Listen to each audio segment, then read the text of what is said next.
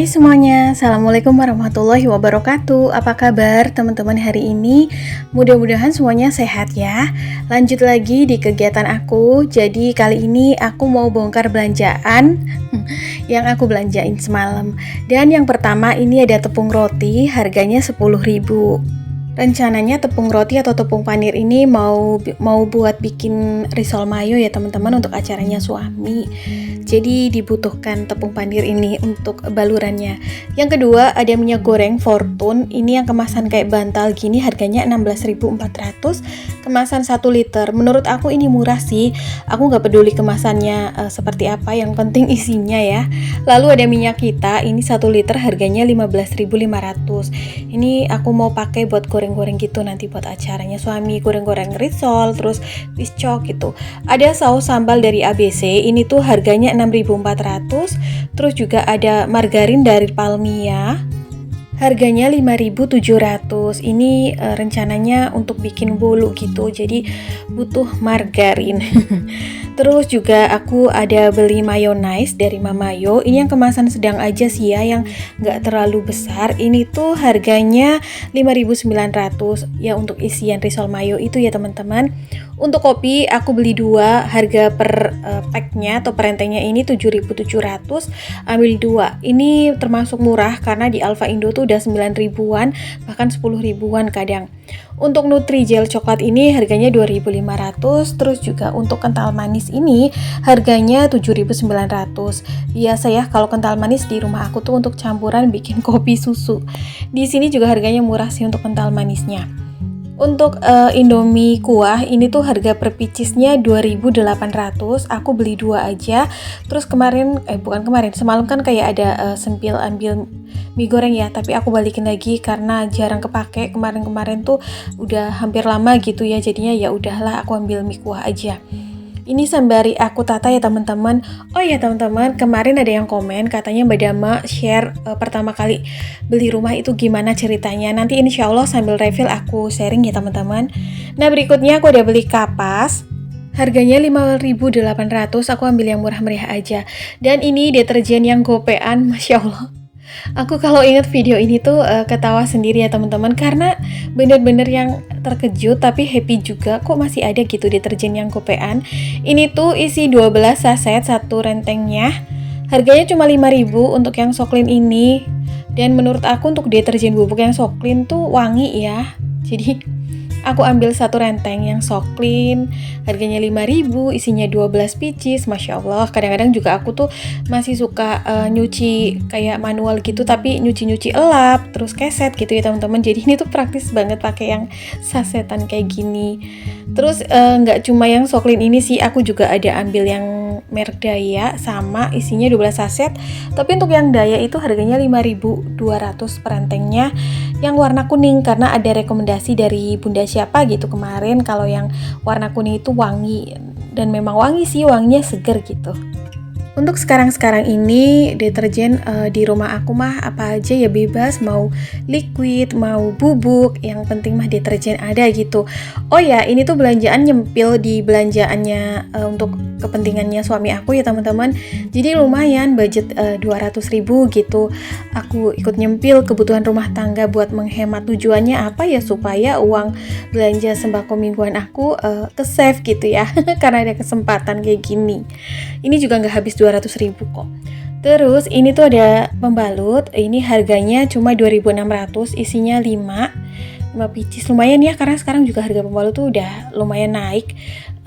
Yang isi 8 aja tuh udah 5.000 berapa gitu kalau yang merek satunya. Terus untuk pewangi atau softener ini juga sama, ambil yang sasetan. Perentengnya isi 12 saset, harganya 4.900 untuk yang merek Molto. Aku suka yang Molto Pure ini karena wanginya itu lembut banget, jadi enak aja gitu, nggak terlalu yang strong gitulah ya. Ambil 2 renteng, yang satunya itu yang dari merek Royal, sama sih isinya 12 saset tapi harganya lebih murah, yaitu 4.800. Untuk sekarang-sekarang ini kondisinya kayaknya cari belanjaan yang harga murah, terus juga kemasannya isinya banyak itu menjadi salah satu target ibu rumah tangga ya teman-teman, karena ya di kondisi sekarang ini kita dituntut gimana caranya dengan budget belanja yang kita punya itu bisa cukup untuk memenuhi kebutuhan rumah tangga kita semua. Jadi kayak aku di sini juga bersyukur banget meskipun tuh ini sebenarnya belanjanya bukan kebutuhan rumah tangga ya, tapi untuk acaranya suami, tapi sekalian bisa nyempil. Terus ada nyempil cemilan Roma kelapa, isinya udah aku buka, udah aku refill ke toplesnya. Nanti aku tunjukin ya teman-teman, karena biar nggak melempem. Biasanya tuh suami suka ngemil tapi dibiarin aja gitu ke bungkusnya. Untuk Roma kelapa ini harganya 8.300. Terus ada juga kalpa yang share it, ini harganya itu 9.300. Menurut aku tuh kayak kalpa, beng-beng itu yang kecil-kecil lebih enak gitu. Nggak tahu mungkin karena sekali atau 2 kali hap gitu ya teman-teman. Oh ya, di sini juga ada nyempil jajanannya Eca ya, tapi udah dibawa Eca gitu, jadi nggak ke unboxing di sini. Nah, untuk totalan belanja aku kali ini tuh 163.600, udah termasuk jajannya Eca juga. Kalau menurut aku sih murah ya kalau belanja di swalayan Eka Surya itu, karena mungkin banyak varian packaging ya, dari yang packaging besar sampai yang rencengan juga ada. Dan menurut aku harga bahan pokoknya juga murah, kayak minyak goreng dan lain-lain. Harga gula pasir juga murah, yang curah karena kita tahu sendiri ya teman-teman, di pasaran harga gula pasir yang curah juga udah lumayan tinggi di sekitaran warung aku. Kata Mbak Isna atau siapa gitu yang komen, Mbak Sri atau Mbak Isna juga katanya udah mahal di warung-warung, jadinya kadang suka belinya di minimarket. Tapi di Eka Surya tuh yang curah lumayan murah, tapi aku nggak beli karena stokan gula pasir aku masih ada ya teman-teman.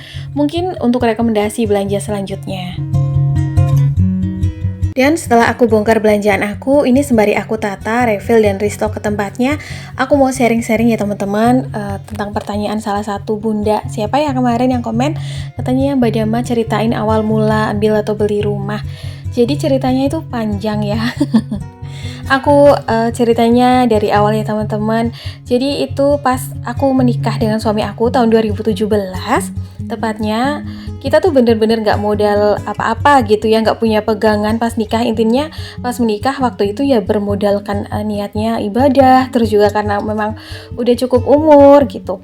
Tapi saat itu untungnya tuh kita berdua memang punya pemikiran, meskipun kita belum punya pekerjaan tetap, tapi bismillah aja gitu ya. Kenapa kita yakin tuh awalnya gini, sebelum menikah sama suami aku itu udah punya usaha jualan kue secara online ya teman-teman.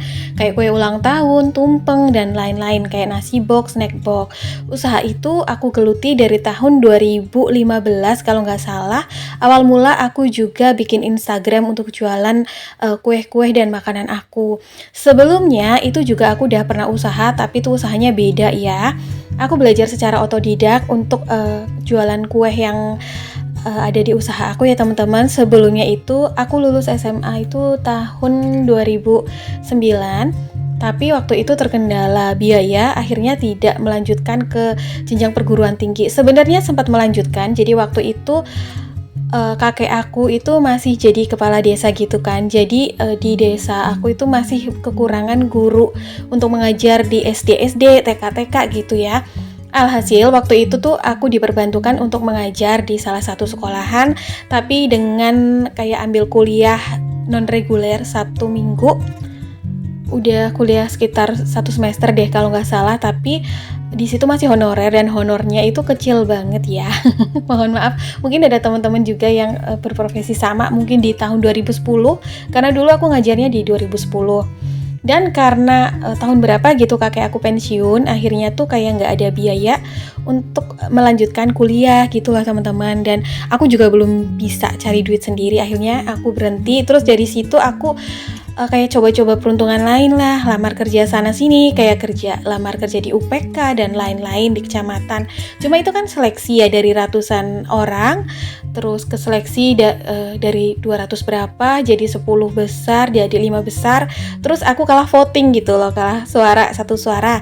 Tapi beruntungnya dari situ aku banyak temen dan kontestan lainnya itu jadi kayak teman-teman aku, dan jadi kayak pasar aku buat jualan. Di situ dulu aku kayak sempet resellerin tas, sepatu, barang-barang fashion gitu ya dari saudara-saudara aku yang memang mereka itu dropshipper karena aku belum bisa berjualan online. Dan di waktu 2014 itu aku tertarik banget dengan dunia baking, alhasil aku terjun jualan kue dan dari situ juga aku belajar main Instagram. Alhamdulillahnya di tahun 2015 itu kayak perkembangan usaha aku lumayan tinggi. Tahun 2015 juga itu aku bisa beli motor cash teman-teman, alhamdulillah. Jadi kayak merasa wah ini bisa dijadikan usaha untuk bekal ke depannya nih, meskipun aku kayak ngerasa gak beruntung kalau ngelamar kerja gitu loh. Mungkin bukan jalannya juga ya, bukan rezekinya di jalan situ. Pada akhirnya di tahun 2016 itu aku kenal suami aku dan 2017 aku menikah dengan suami aku. Kondisi suami aku itu belum mempunyai pekerjaan gitu ya teman-teman. Alhasil tuh kita masih tinggal bersama orang tua aku dan di situ juga kita banyak menekuni usaha, tapi usaha aku tetap jalan ya. Tapi yang namanya tinggal entah bersama mertua atau orang tua tentu saja tidak senyaman kayak kita tinggal di rumah sendiri. Mungkin ada gap atau apalagi juga perbedaan latar belakang keluarga, latar belakang kebiasaan juga. Sehingga di tahun 2018 itu kita kayak rasan gitu, kata orang Jawa sharing gitu ya, diskusi kepada mertua aku pengen kayak mandiri gitu. Terus sama mertua aku gimana kalau cari-cari perumahan. Alhasil kita didampingi oleh mertua aku gitu, terus akhirnya dapat perumahan. Awalnya tuh dapat perumahan non subsidi dan kita tuh ACC. Cuman saat itu kita harus nambah 80 juta untuk DP atau apa. Jadi kita nggak sanggup. Untungnya pegawai banknya itu baik, jadi kayak menyarankan gimana kalau ambil subsidi, rumah subsidi itu, jadi aku nggak perlu nambah gitu loh. Untuk biayanya hanya mengeluarkan DP yang hanya totalnya itu 13 jutaan atau apalah, dengan total akad kredit dan lain-lain itu totalnya sekitar 18 atau 19 juta gitu teman-teman. Dan karena kita nggak punya tabungan uang, yang aku punya cuma tabungan emas yang aku tabung dari zaman sebelum menikah. Akhirnya aku jual aja itu emas aku semua dan alhamdulillah buat dapat rumah ini sebagai DP, akad kredit dan lain-lain. Jadi begitu ya teman-teman ceritanya. Terus juga untuk angsurannya itu 812.000. Aku selalu transfer 850 untuk kayak admin dan lain-lain gitulah ya. Nah, berhubung suami aku saat itu belum punya pekerjaan tetap, jadi kita merintis usaha bareng-bareng, usaha kue. Barulah di tahun 2019 suami aku itu dapat kerjaan sampai sekarang, kerjaan di pabrik yang sama dengan ibunya gitu ya. Alhamdulillah bisa untuk berjalan dan menjalani kehidupan kita sampai sekarang. Jadi ceritanya gitu ya. Jadi nggak ada yang mudah, semua itu penuh perjuangan. Oke deh, kayak gitu aja ya teman-teman. Lain kali mungkin aku akan sambung lagi karena mungkin durasi videonya kali ini gak cukup. Itu sekelumit cerita dari aku ya. Kalau teman-teman pengen ambil perumahan dan lain-lain, coba pelajari dulu. Kalau yang efektif dan nggak ada penipuan, biasanya aku rekomendasiin teman-teman tanya aja langsung ke bank BTN atau bank yang memfasilitasi akad kredit perumahan gitu. Mungkin bisa direkomendasikan kayak aku seperti ini. Oke teman-teman, kayaknya sampai di sini dulu ya video aku hari ini. Semoga apa yang aku share bermanfaat. Assalamualaikum, bye.